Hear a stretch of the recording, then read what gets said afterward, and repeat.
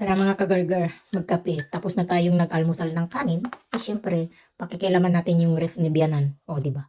Meron siyang meron siyang ito, di ba? At syempre, kakainin natin. Kasi hindi naman naubos, baka ma-expire lang. At iba na yung niya. Parang matagal na ata to. Check natin yung check natin baka expire na. Pambihirang Bianan ko. Hindi talaga sanay kumain ng ganito yung biyanan ko. Mga gusto niya is mga cookies, mga ganyan. O, ito yung paborito ng biyanan ko talaga. Ayan. Ayan ang paborito niya. Yung mga ganito, hindi niya kinakain. Titikman lang. Tikman lang talaga. Tignan niyo mo. Yan ang provement na talaga ayaw niya kasi tinikman tapos tinabi na. O, so, tayo naman masiba. Ano ba yung masiba? Matakaw. So, papakin natin. Okay. Sana hindi pa expire.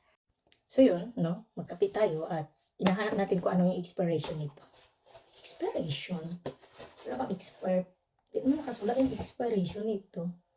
Basta walang amag siguro, nakakain pa.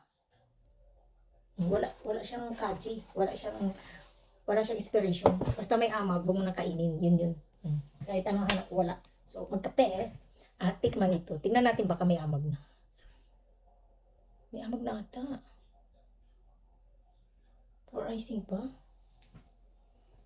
Hindi naman tumayin ako. Ang mahal-mahal nito eh. Tignan natin.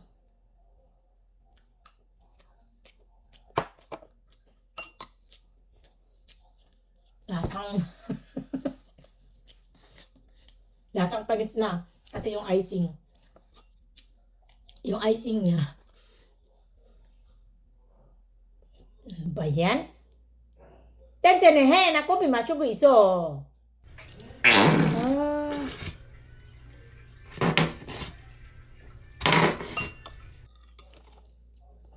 Hindi na pwede ito. Pero itong tinapay,